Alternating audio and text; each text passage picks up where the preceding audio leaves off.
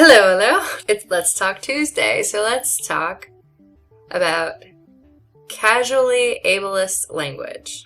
Ableism, specifically casual ableism, is widely accepted in our society, particularly when it comes to our language. No wonder most people don't care about access or equality when it comes to people with disabilities if our everyday language perpetuates the idea that they are lesser. Ableism is constantly used to insult others or describe something as negative. And oftentimes, people don't even realize where these words are coming from, what these words mean. So, warning, I'm about to possibly throw out some slurs and otherwise really offensive terms for people with disabilities for sake of example. First, there's using disabilities as insults. Remember those campaigns to stop saying, "That's so gay"? Because why are you using homosexuality to express something negative? Okay, so in that same breath of campaigns, creating awareness of harmful language, like the use of the R word, we should have included the word lame. Do you know what lame means?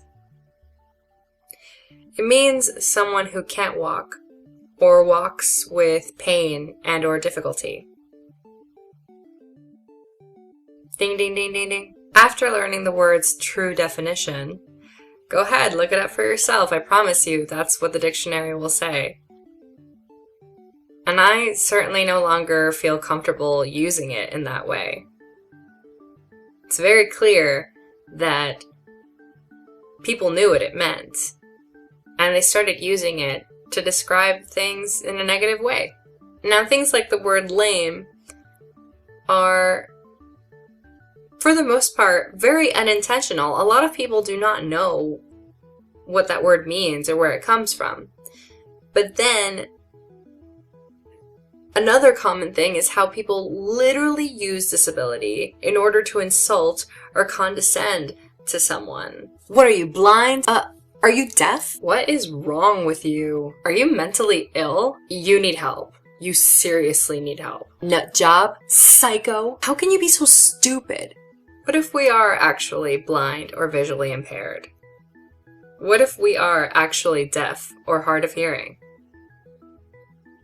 What if we actually do struggle with mental illness or mental disability? When one asks such things in this context, when you use this as a way to condescend or insult, you are doing it with implications that a disability makes you less than. Then there's using a disability and mental/chronic illness as an expression. Yeah, I'm super OCD about my books. Oh my god, what the I'm sorry, I can get so bipolar sometimes. You are so ADD. Even a blind man can see. Diabetes. Appropriating language from sick and disabled communities is harmful. Saying things like that diminishes what those words really mean. And it makes it harder for people who actually deal with these disorders and illnesses to openly discuss them and be taken seriously. Not only that, but these metaphors and references are extremely ignorant.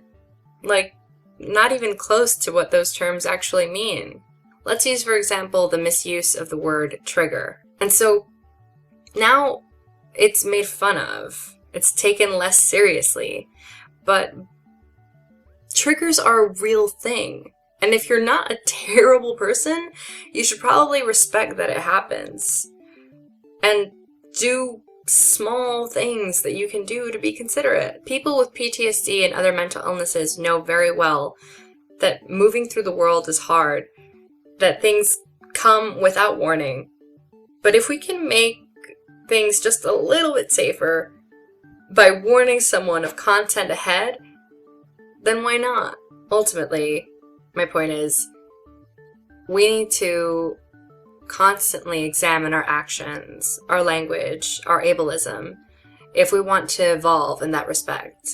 Ultimately, these terms are taken less seriously as a result of appropriation and misuse. And it's a real shame that the things that can be so stigmatized and difficult to talk about in the first place are that much more difficult to talk about because people chose to do so. So as usual, I love for Let's Talk Tuesday to start a conversation in the comments, so please share with me your experiences, and I will see you eventually. Bye.